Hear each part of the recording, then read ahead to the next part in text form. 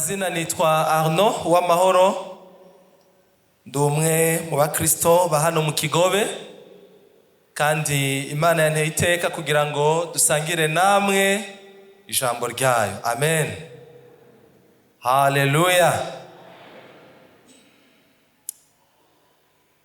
Imana ihezagire abakozi badutanguriye, watubwiye ijambo ryo gusenga, yatwibukije ko turi umuco kandi turi umunyu w'isi. Aranaduha n'impanuro zitandukanye zitwibutsa abo turi bo nuko dukwiye kugenda. Kohare Mugisha nayo yatwibukije ko kera twari mu mwiza, ariko uno munsi turi mu muco, turi abana b'umuco. Baduhamagarira ko ibikorwa byacu, ingeso zacu, inyifato zacu byoba ibituranga koko ko turi abana b'Imana, ngo twame ivyamwa byo kugororoka, twame urukundo, twame ikigongwe. Nivyo batubwiye mu ndirimbo yabo nziza. Abakozi bose amaze kudukorera, Imana ibahezagire cyane. Amen. Nanje ngiye kumara iyi minota mike ndiko ndabaganiriza icyo Imana yambwiye ku bw'uno munsi. Ni amajambo afise urufatiro ruvuga ngo ubwenge n'ubugwaneza birakiza. Mbwirira uwo mugenzi yamwicaranye ati buriya ubwenge n'ubugwaneza birakiza.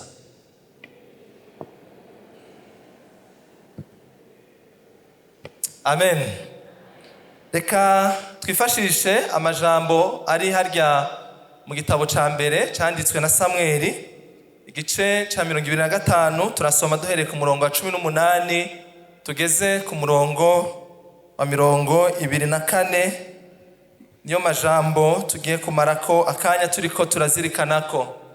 Igitabo ca mbere c'umukozi w'Imana wavugishwa n'Imana Samweli, igice ni ca 25 hajya ku murongo wa 18 tugere ku murongo wa 24. Ndatangwe gusoma. Havuga ngo, maze Abigayili arakwakwanya, akora imitsima 200 n'imikuza 2 ya vino, n'inyama zihiye z'amafizi 5 y'intama, n'ingero 5 z'ingano zikaranze, n'imisoko 100 y'inzabibu zumye, n'uturobe 200 tubumbabumbwe mu nsukoni.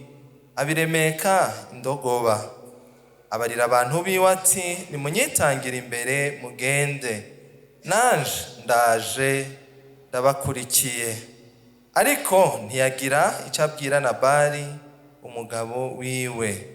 Nuko akimanuka ari ku ndogoba yiwe, ajanye inzira ikingiriwe n'umusozi, Dawidi n'abantu biwe bariko baramanuka batumberanye nawe, agize atya ahura nabo. Kandi Dawidi yari yavuze ati, ni iby'ukuri byabaye iby'ubusa kuzigama iby'urwo rugabo rwari rufise byose mu bugaragwa, ntihazimire na kimwe mu byo yari afise byose. Namugiriye ibyiza, anyishuye ibibi. Nibwaca hakiri izina muhungu n'umwe nja gusiga mu bantu biwe, Imana ibimpanire jewe Dawidi mbere birushirije. Nuko Abigayili abonye Dawidi, ava ku ndogoba yiwe vuba, akubita inkoro hasi, aramunamira, yitembagaza imbere y'ibirenge vyiwe, aramubarira ati, mwami wanje, ico caha aba ari jewe kijako. Ndakwinginze jewe umuja wawe, zirikana ico nkubarira, utegere amajambo yaje. Imana ihabwe icubahiro. Haleluya. Aya majambo dusomye ni inkuru z'ibyaranze urugo kanaka Bibiliya itubwira. Urugo rufise umupapa, urugo rufise umumama. Serugo ni Nabali, inarugo ni Abigayili.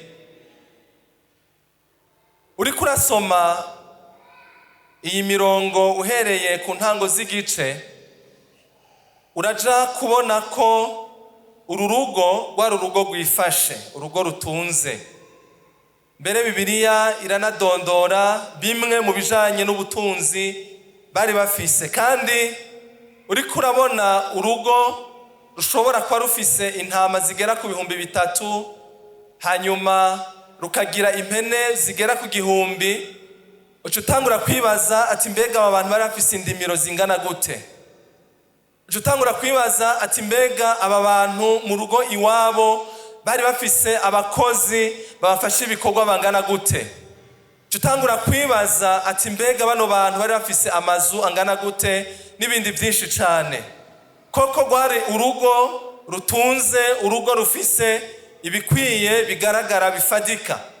Mugabo kandi uriko urasoma ijambo ry'Imana uraja gusanga Bibiliya itwereka ko serugo ariwe Nabali, itubwira ngo yari umutunzi n'ivyo, ariko kandi ngo yari kigoryi, yari kijuju, yari umugabo w'ikijuju, ariko kandi Bibiliya ikongera ikavuga ngo yari afise n'imico mibi.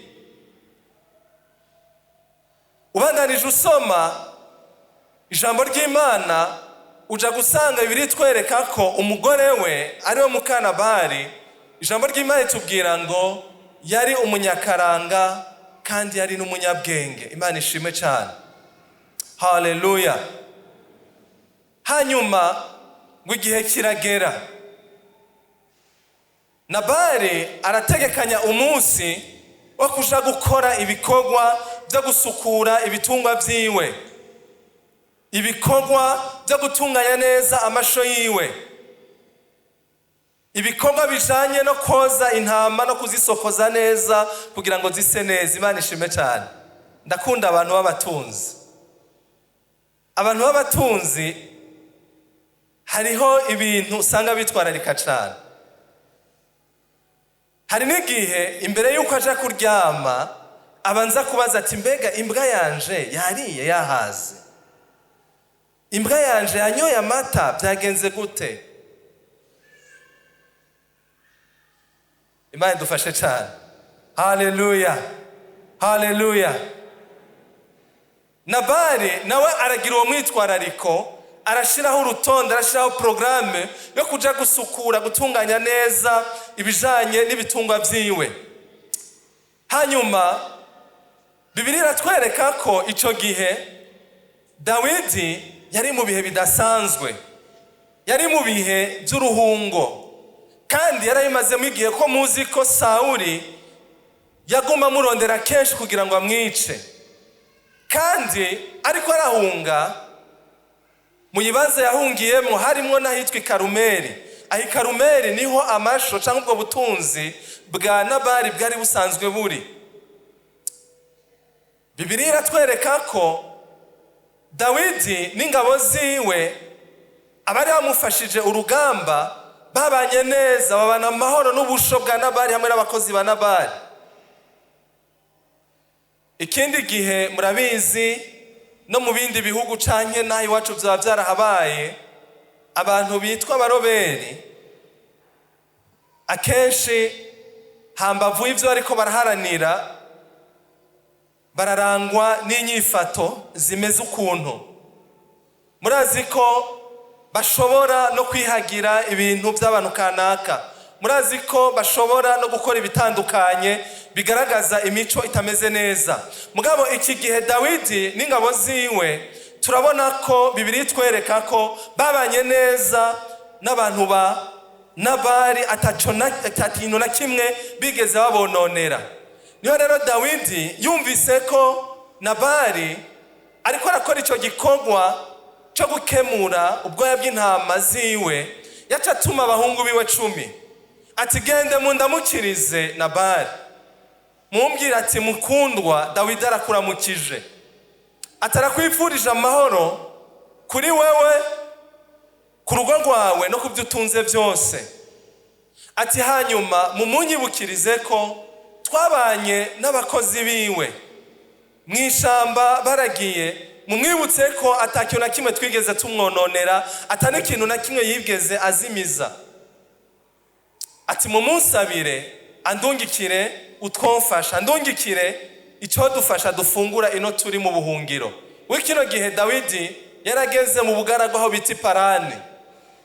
Hanyuma izo ntumwa, iyo misore 10 iragenda irashikira Nabali, baramushikiriza ubutumwa ubwo Dawidi yarungitse. Yamara kandi Nabali yishuye nabi cyane. Ijambo ry'Imana ritubwira ngo yarabarandamukiye. Yarabwiye ati, mbega uwo Dawidi ni giki? Uwo muhungu wa Isayi mumbwira ni giki? Uwo yabatumye kuri jewe ninde? Uwo amaziki?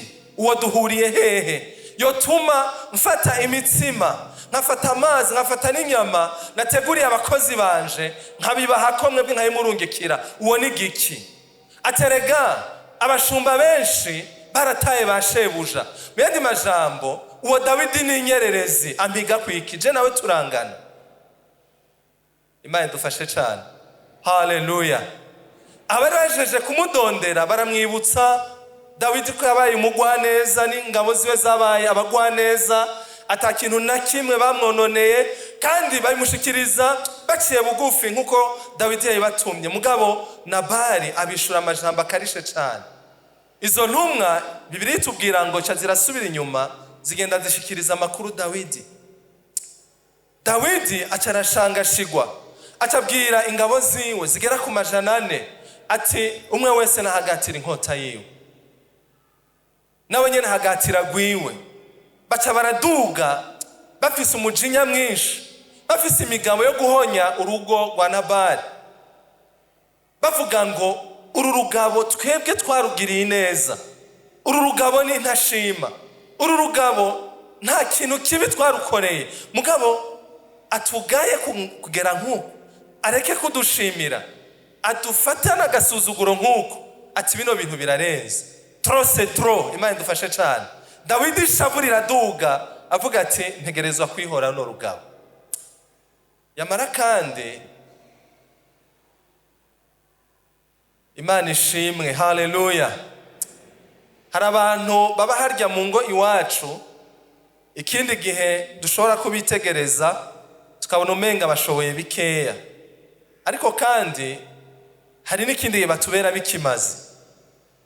Ijambo ryo ritubwira ngo hari umukangara umwe mu bari basanzwe babaho kwa Nabali bafashe ibikogwa. Hari umukangara umwe yabonye ibyabaye, ukuntu izo ntumwa zaje n'ukuntu Nabali yabishuye. Uwo mukangara acarihereranya inabuja, aramubwira byose, kandi aramubwira ngo utagize icyo ukora haraja kuba kaga hano mu rugo, utagize icyo ukora hano turahona. Ati kandi urabizi neza bosi Nabali n'umugesera, ntabyo no kubakunda bimubwira, mugabo wewe muvyeyi gerageza ukora ibishoboka byose. Haleluya. Ijya mirongo twasomye uhereye ku murongo wa 18, Nabali ngo Abigayili ngo acarakwakwanya, acarategura amarobe, imitsima, inyama, arategura ibintu byinshi cyane, maze ngo abiremeka indogoba, aca ashira abantu biwe imbere, aragenda agiye gusanganira Dawidi, agiye kumusaba imbabazi, agiye kumwinginga, agiye gutururuza uburake bwiwe. Kandi niko byagenze. Ngo amaze guhambya Dawidi, ijambo ry'Imana tubwira ngo yaciye akubita inkoro hasi, araca bugufi cyane, waramupfukamira, ngo aritembagaza imbere y'ibirenge byiwe, aramwinginga ati, mwami wanje ndakwinginze, iki cyaha cyabaye ukimparure ko jewe. Imana ishime cyane. Igihe byaba Abigayili siho yarari, igihe byaba Abigayili ntabyo yamenye, mugabo amaze kumva iyo nkuru, akumva akaga kagiye kuba ku rugo rwiwe, yabwiye Dawidi ati, mwami iki cyaha cyabaye ukimparure ko jewe umusabyi wawe, umbwirire ikigongwe, utege gutwi kwawe amajambo ndakubwira, utabara urugo rwanje. Kandi ishavu rya Dawidi ryarahwamye, cacago nticashitse ku rugo. Imana ihabwe icubahiro. iyi nkuru uno munsi twigisha iki? Mu majambo twumvise, Nabali yari yaragiriwe ubuntu, araronka ubutunzi bufatika, araronka ubutunzi bugaragara. Mugabo kandi yari umukene mu bijanye no kubana n'abandi, kugera ku rugero rwaho n'abana bakora mu rugo rwiwe bashobora kuvuga ngo ni umugesera, kugera ku rugo rwaho na Bibiliya ivuga ko yari umuntu w'ikigoryi, umuntu w'imico mibi. Nibariza ishengero, mbega muri kino gihe cacu hari abantu babaho bameze nka Nabali? Usanga Imana yaramuhezagiye, arafise ivyo afise, mbere yaronse vyinshi, iyo vyazananye sinzi. Mugabo ugasanga uyu muntu ni umukene wo kubana n'abandi neza, ugasanga uwo bubakanye amubanira nabi, ugasanga abo mu rugo ababanira nabi, ugasanga abo bakorana ku kazi ababanira nabi, ugasanga ingeso mbi zose zakoraniye muri we. Ubutunzi afise abukoresha mu gukora ibibi biteye isoni. Ugasanga abantu barubakanye ari umugore n'umugabo bari muri mwe, batari no kuri zero. Ugasanga urugo rwabo rwahereye mu madeni bari muri mwe. Mugabo ikindi gihe bakaronka ubutunzi, bakaronka amafaranga, bakaronka imodoka, bakaronka inzu, bakageraho rero batangura kuryana, bakaryarukana, abagabo bagatingo bakagenda bakaja kurongora abandi bagore, bakagenda bayerera, bakagenda bakora ibintu biteye isoni. Mbega muri kino gihe cacu aba bantu barahari? Imana dufashe cyane. Haleluya.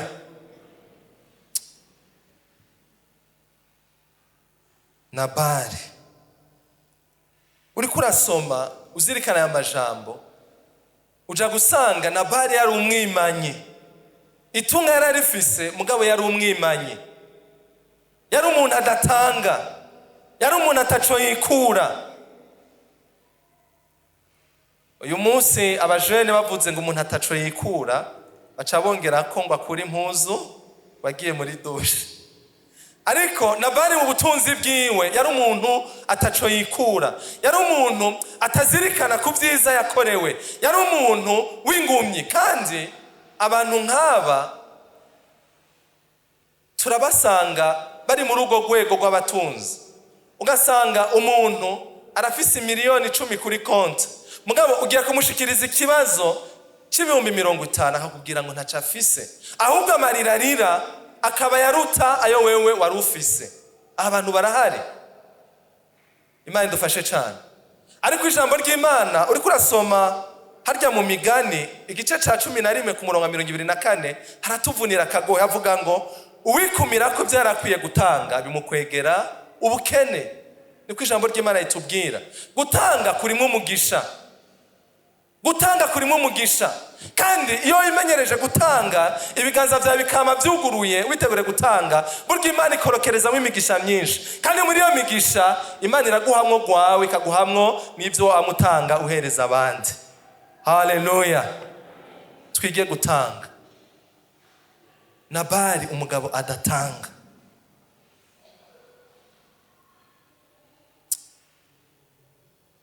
Hari ikindi tubona kuri Nabali, n'umugabo ashobora gufata ingingo cyakagira inyifato ishobora gukwegera urugo rwiwe mu kaga. Hano turi kumwe n'abapapa ba serugo, imitwe y'ingo.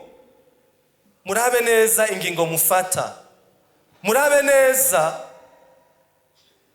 ivyo mukora n'ubuzima mubamwo.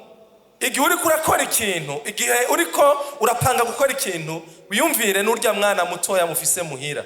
Kuko muri kino gihe hari abapapa bafata ingingo bagakora ibintu ugasanga bitaye akaga, bitaye urugo mu kaga.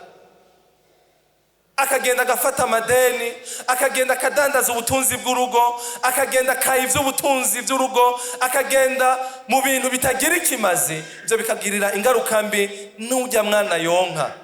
Dusabe Imana idushoboze. Turi ku ijambo rivuga ngo ubwenge n'ubugwaneza birakiza. Haleluya. abagabo turi hano dusaba Imana iduha ubwenge, twoye kumera nka Nabali yarataye urugo rwiwe mu kaga, kandi nta gisivya urugo rwiwe rwari guhona, ariko Imana ishimwe kuko yaratabaye. Ku rundi ruhande tuhabona Abigayili, uwijambo ry'Imana tubwira ko ari umunyabwenge, kandi koko uravye inyifato yagize amaze kumva ivyabaye, byaragaragaza ko ari umunyabwenge, byaragaragaza ko ari umugwaneza, byaragaragaje ko ari umukenyezi aca bugufi, byaragaragaje ko ari umukenyezi akundana, byaragaragaje ko ari umukenyezi atanga. Abakenyezi turi kumwe hano, urashobora kububana n'umugabo afise imico nkiya Nabali, fatira akaroro keza kuri Abigayili. Imana ishimwe cyane, haleluya. Fatira akaroro keza kuri Abigayili. Umukozi w'Imana Petero arya mu cete ciwe ca mbere igice ca 3 hariho amajambo akomeye yahanuye abakenyezi, aho yababwiye ngo namwe bagore mugamburukira abagabo banyu, kugira ngo naho bamwe batumvira Imana, batumvira ijambo ry'Imana, bareshwe n'ingeso nziza z'abagore babo batagize icyo bavuze. Mw'ishengero turakeneye abakenyezi bafise ingeso nziza, mu miryango turakeneye abakenyezi bafise ingeso nziza, mu gihugu turakeneye abakenyezi bafise ingeso nziza. Uyu munsi ni umunsi wahariwe abakenyezi ku isi yose, bariko barawuhimbaza, kandi nanje nshishemo ndawubipfuriza. Amen. Umunsi mukuru mwiza yemwe, haleluya, haleluya. Yamara kandi abagore turi kumwe hano bazi yuko batigera babumbwa n'ibyo bafise. Umugore asumigwa agahabwa rasiyo, mugabo ntiyigera yishima n'umunsi n'umwe. Umugore yambikwa agasigwa kubihwanye n'uburyo umuryango ufise, mugabo atigera bumbwa navyo, akama mu madeni y'ibitenge,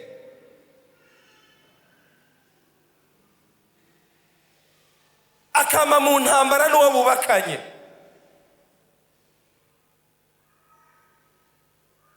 Abagore usanga mu rugo atawundi mugambi ukogwa, n'ibitenge bizimvye, n'amasakosha azimvye, n'ibirato bizimvye, n'ibintu bigezweho.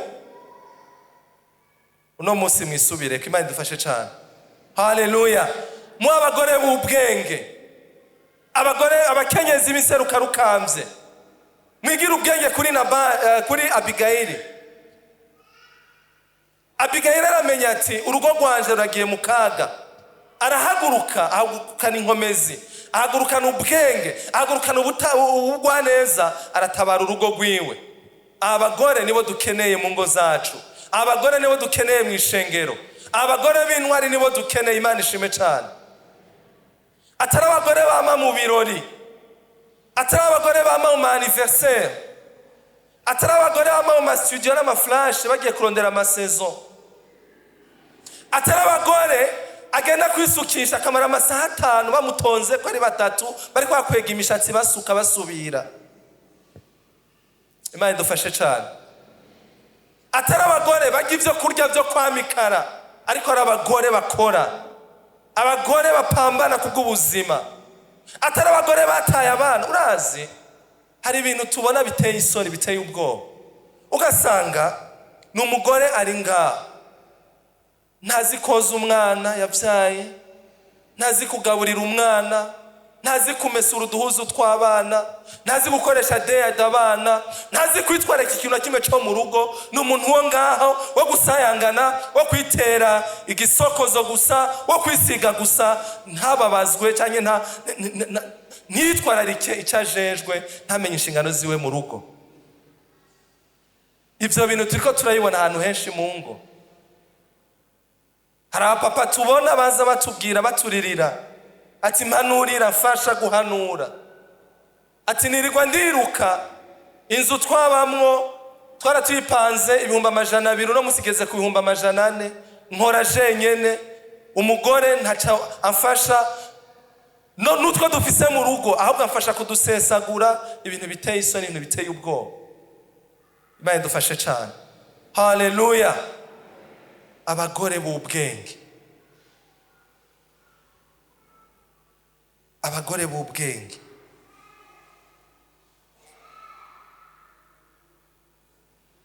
Twama twabivuze kandi murabibona,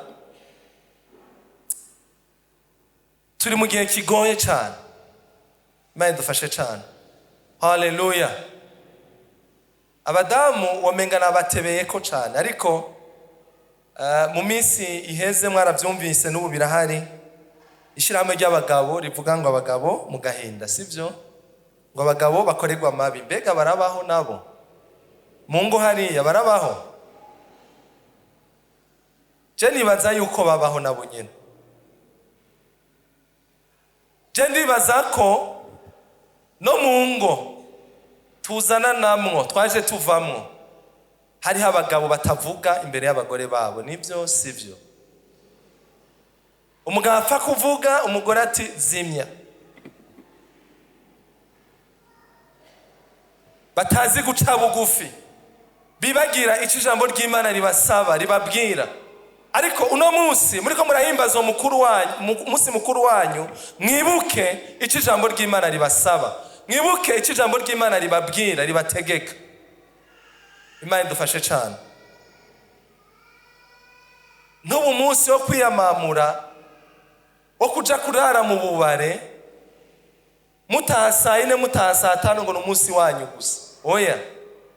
Umukenyezi w'umwizigigwa, umukenyezi w'intwari aramenya icari akagihagararira. Imana ishime cyane. Mugaruke mumenye inshingano zanyu hariya mu ngo zanyu. Kandi nabarya abana mwabyaye, ijambo ry'Imana riratubwira ko mufise igikorwa cyo kubareresha ijambo ry'Imana. Mufise igikorwa cyo kubarera. Murafise igikorwa gikomeye cyo kurera. None mubareresha iki mu gihe mumeze ukuraho, mubahanura iki? Tumaze iminsi twiga kandi n'ubu nibyo turiko turiga ibijanye n'inyambaro. Abakenyezi bacu n'ukuri bene data mudufashe, ntimusubire kugenda mwambaye ubusa, sivyo none? Yesu ashime cyane. Haleluya. Icyata cya mbere cya Timoteyo, harya mu gice cya 2 ku murongo w'9, Paulo yabwiye Timoteyo ngo ndagomba ko abakenyezi bambara inyambaro bikwiranye, bagendana isoni. Abagore benshi muri kino gihe barataye isoni. Abakobwa benshi muri kino gihe barataye isoni. Kandi ivyo biratubabaza, turiko turabibona no mu mashengero. Twebwe iwacu turabivuga ari kugira ngo duhanurane. Imana ishime cyane. Turabivuga kugira ngo duhanurane, kugira ngo tumenye abo turibo, tumenye nuko dukwiye kwigenza nk'abana b'Imana. Imigani 24 ku murongo wa 3 turi ku ijambo rivuga ngo ubwenge n'ubugwaneza birakiza. Byarakijije urugo rwa Nabali ntigwahona, naho Nabali yavyifashemo nabi, Abigayili yifashe neza. Alaho Imigani 24 ku murongo wa 3 bavuga ngo ubwenge nibwo bwubaka urugo, ubukerebutsi nibwo burukomeza. Abapapa n'abamama turi kumwe hano, ubwenge nibwo bwubaka ingo. Ingo nyinshi zirarushe, ingo nyinshi zirarushe, ingo nyinshi zarasambutse. Ariko no munsi ijambo ry'Imana riko riratubwira ngo ubwenge nibwo bwubaka urugo. Kandi urugo ni ikintu gikomeye cyane. Urugo ni ikintu kiri mu bwenge bw'Imana, muri vision y'Imana, mu byiyumviro by'Imana kugera kure cyane. Nico gituma gikwiye kubahwa, gikwiye gusonegwa, gikwiye gukorwa neza mu bwitonzi. Abantu mwazisambuye uno munsi musubire muzubake mu izina rya Yesu. Abagabo barabifata nabi, abakenyezi barabifata ukutariko, uno munsi mugaruke, mugaruke, mugaruke, mugaruke. Nakunze kwibaza, kandi na hano mishingira ashobora kuba bihari. Mbega nk'umunsi byoshika ukagwara, cyangwa biramaze gushika, urumva wo kwizigira neza yuko uwo mwubakanye ujya mugabo cyangwa umugore wawe akurambitse kwibiganza akagusengera ukira, bivaye n'ukuntu mubanye? Imana idufashe cyane. Haleluya. Cyanye yo wumvise umusonga ucu telefona pastori n'abanyamasengesho ngaba Dismas gira bagufashe gusenga. Urumva ko uwo muntu mubana musangira igitanda, musangira imeza, musangira ubuzima. Wo mwizigira akakurambira ko ibiganza hagusengera ukumva yuko by'ukuri yasenze kandi ukitega gukira. Haleluya. Imana ibahezagire cyane kuba bigikunda. Ariko hari nabo nzi neza ko bitokunda. Kandi kuwa Mungu turi hano twese turaba Kristo. Kandi dusohoka dusa neza, batubonye ngaba bakaturamutsa dusa neza. Mugabo kubw'umubano wacu mubi dufitaniye hariya, mu ngo zacu hagacacika urubuga rw'intambara. Tugaruke rero ku isoko. Haleluya. Haleluya. Ubwenge nibwo bwubaka urugo, ubukerebutsi nabwo ukarukomeza. Turiko turaja kurangiza, mugabo kandi aya majambo twasomye canke inkuru ya Nabali na Abigayili itwigishe gutora umuti w'ibibazo duhura navyo, haba hajya mu ngo zacu, haba hariya kubuzi, haba mu gihugu, duciye bugufi cyane, twuzuye ubwenge n'ubugwaneza. Kino gitondo dusaba Imana ubwenge n'ubugwaneza ibigwize muri twebwe. Tureke amanyama, tureke kuduza ibitugu, tureke no kwitwara uko bitabereye. Kandi iyo ibibazo biriko biraduka harya mu ngo, canke harya dukora, canke harya twirirwa kenshi, twoye kuba basinda bibazwa. Twoye kuba basinda bibazwa. Abigayili amaze kumva ibyabaye mu rugo, ntiyavuze ngo ivyo je nibindaba. Ntiyavuze ngo ivyo biramusha. Kuko hari abantu usanga bubakanye, ugasanga umwe agize ikimugora mugenzi avuga ati hoho siwe yobona. Siwe yobona. Ati nakome. Imana idufashe cyane. Imana idufashe cyane. Umugabo akabona umugore wiwe bamwadutse, bariko baramutuka, bariko baramukubita amakofi, agagara ati mwongere, atubone intumva, atubona cyarananiye. Ibyo bintu birabaho nibibaho. Ibyo bintu birabaho. Jewe ndazi ko ku munsi w'Imana uheze hari umupapa ahanyene yanteye inkuru, arambwira ati mu busore bwacu hari ukuntu twitwaye. Ati narafise umugenzi, yarafise umudamu. Ati byarashika umudamu ntibagira ivyo bahurizako. Ati hanyuma bagashwana, muganga akubita umugore. Ati hama nanje nkaca ndengera kuri wa mugore nanje nkakubita. Ati hama tweza gukubita wa mugore turi abagabo babiri. Wa muganga cangurira ikiyeri ati wakoze cyane kumumfasha. Ati wakoze cyane kumumfasha.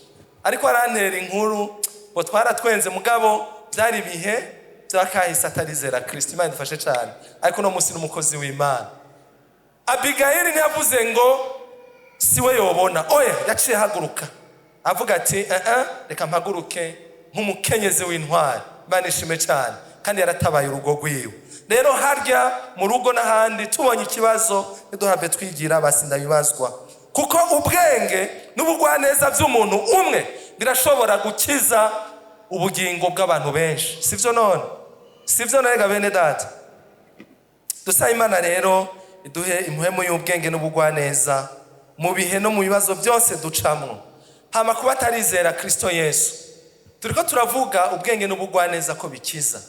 Kuri mwebwe ndabibutse ko itanguro ry'ubwenge no kumenya Kristo, no kumenya Imana, ukamushira ku ntango y'ubuzima bwawe, ukamuhereza ubugingo bwawe, akaba waburongora, ugatandukana n'ikibi cyose, ugatandukana n'icaha, ukizera Kristo kakugira icyaremwe gishasha. Haleluya. Tugiye gusenga Imana. Aya majambo womenga yaratumbereye abagore bubatse, umenga yaratumbereye abagabo bubatse gusa. Ariko kandi ushobora kuba uri hano uri umusore, ushobora kuba uri hano uri umwigeme. Ni igihe cyiza cyo gusenga Imana, cyane cyane kuri wewe. Turiko turavuga guhitamwo abo kubakana si ikintu coroshe.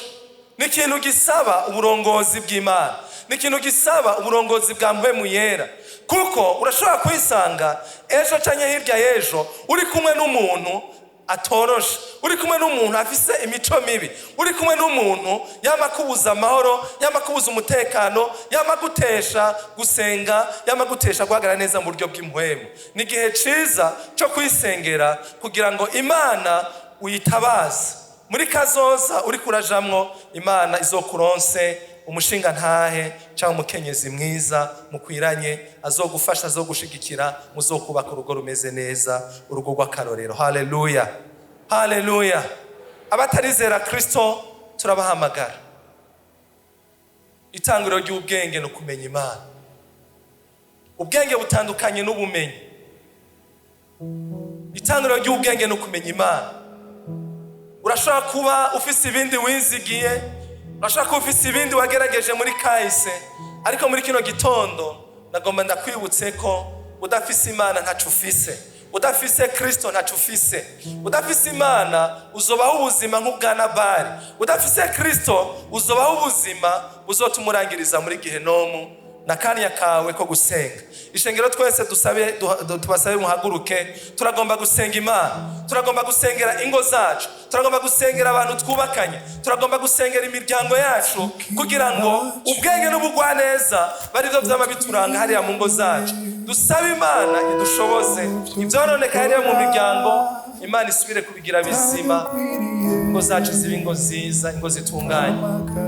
Umukozi w'Imana Ndize Jean Claude ashike hano kugira ngo adufashe gusenga Imana. Akiri kare tukira bacu ngo twiyobore mu byo dukora